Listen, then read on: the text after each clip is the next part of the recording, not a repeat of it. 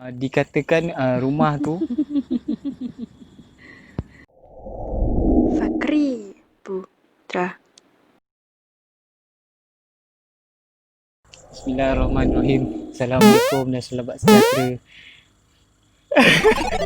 Okey, dalam episod kali ni saya dengan adik perempuan saya sekarang cover lah. Tunjuk sikit kamera cover. 10.52. Tunjuk kamera tu. 10.53. Hari ni hari Jumaat kan. Hari Khamis kan. Khamis malam Jumaat. So kita orang sebenarnya kat luar rumah ni. Kata buang terbiak ke gila, tak tahu lah. Okay, so fungsi dia dekat sini adalah dia akan bagi rating ataupun akan komen saya punya scene. Saya akan cerita satu kisah seram berdasarkan kisah benar. Ini kisah betul saya Masa saya kecil saya boleh nampak makhluk-makhluk halus. Tapi sekarang ni saya dah tak nampak, Alhamdulillah. Saya pernah nampak masa kecil tu. Okay, so cerita dia macam ni. Boleh start?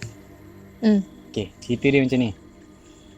Dulu saya dengan keluarga semua pernah duduk di satu rumah sewa di Terengganu, di sebuah banglo di Terengganu.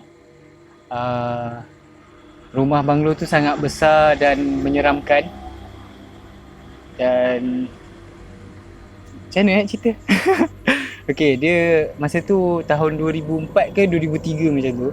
Dan saya masih tadika.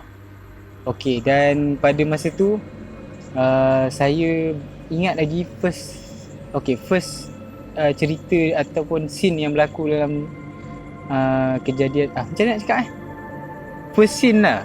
Okay, first scene yang menyeramkan adalah saya berak keluar cacing yang sangat banyak. Sangat-sangat banyak. Penuh lubang jamban tu, jamban cangkung tu. Ini betul. Dan saya rasa pelik lah. Saya tak rasa itu efek daripada makan ubat cacing. Saya rasa ada something lah. Sebab memang sangat penuh. Dan saya sangat geli lah. Memang penuh. Sebab saya tak rasa perut saya banyak cacing macam tu. Tak rasa sebanyak tu lah. Okay, dan lepas tu apa lagi? Okay, itu scene yang pertama lah. So yang keduanya, dikatakan rumah tu penghuni dia sebelum tu mengamalkan ilmu yang tidak ilmu yang bahaya lah. So apa rating anda setakat ni lah? Ni. Okay, so kita teruskan lagi.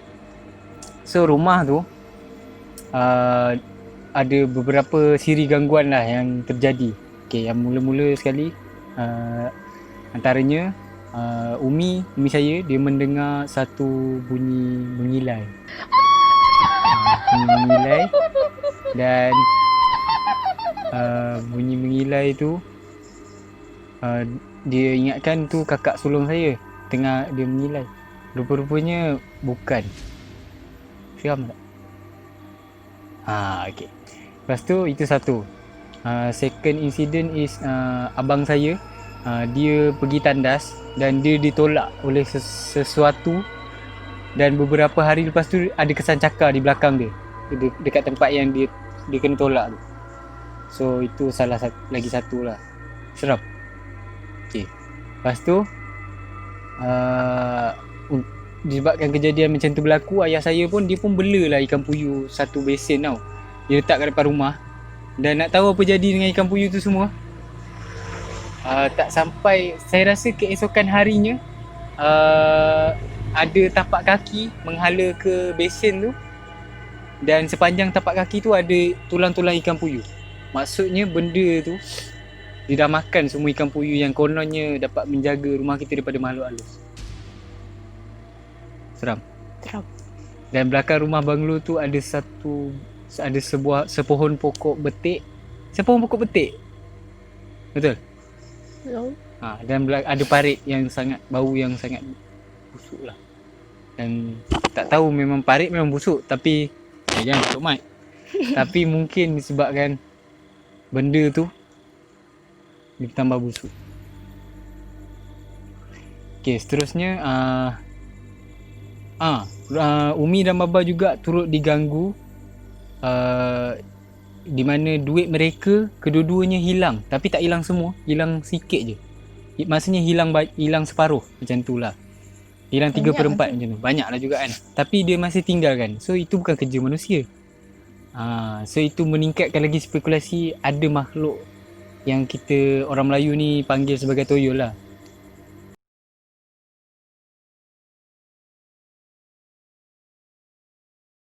Dan itu satu. Dan seterusnya sebabkan gangguan, nasyid banyak gangguan yang terjadi. So pada satu malam tu semua membuat keputusan untuk tidur setempat dekat ruang tamu.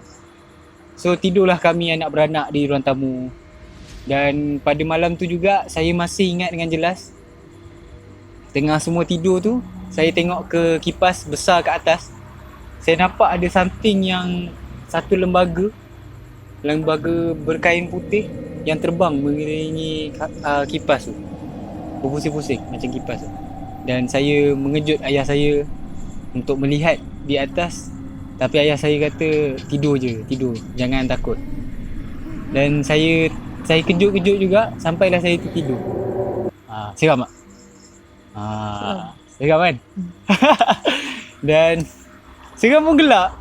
Lepas tu seram. Lepas tu disebabkan gangguan yang berlanjutan, oh ya, rumah tu ada satu bilik tau. Bilik ni terkunci. Bilik ni memang terkunci lah. Tak tahu apa benda ada kat dalam tu. Dekat rumah tu bilik tu memang terkunci. Tak ada kunci yang boleh buka bilik tu. So sebabkan gangguan yang berlanjutan, semua pun ayah saya mengajak beberapa orang tempatan dan juga ayah saudara saya untuk buat tahlil. Dan ada Tok Imam jugalah buat tahlil. Dan pada malam tahlil tu juga, ini saya ingat dah, masa tu saya kecil lagi. Saya ingat saya pegang patung Digimon, Agumon, dan saya pandang ke arah sliding door. Dan masa saya pandang ke arah sliding door tu, saya nampak ada satu lembaga hijau yang pendek macam budak darjah 4, darjah 5 macam tu. Saya masih ingat mata dia merah, dia ada taring dan telinga dia panjang. Saya masih ingat, dan dia tenung je saya dekat cermin sliding tu macam ni. Lepas tu, ni betul lah, serius. Lepas tu, tak berapa lama lepas tu, tengah tahlil tu, tiba-tiba blackout. Lepas je blackout tu, bukan kebetulan, tapi ayah saudara saya, dia seorang polis. So dia dan Tok Imam dan ayah saya pergi ke bilik yang terkunci tu, dan dia memecahkan pintu tu, dan Tok Imam tu masuk dalam tu. Dan dia buat baca-baca, dia libas dia buka serban dia libas-libas. Dan keesokan harinya didapati dalam bilik tu ada tulang-tulang tengkorak, ada tengkorak kelawar. Dan juga bilik tu penuh dengan kitab-kitab lah. Itulah kisah dia. Dan kami pun lepas kejadian tu, kami pun berpindah ke tempat lain. Itulah kisah di banglo yang menyeramkan tu lah. Seram tak seram? Seram lah. Daripada 1 per 10, berapa tahap seram dia? 7 kan? Dengan tak nak cakap lah, seram lah ni. So terima kasih Hala kerana menemani Ai yang penakut. Dan itulah dia kisah seram. Dan saya harap tidak berlaku lagi lah gangguan-gangguan seperti itu, ya. Dan kita amit. Kita tak nak lah. Anda semua pun saya harap tak ada gangguan seperti itu. Dan jika anda ada nak berkongsi apa lembaga atau hantu yang pernah anda terlihat, anda boleh komen dekat bawah. Okey. Dan terima kasih kerana menonton. Jangan lupa like, share dan subscribe. Okey.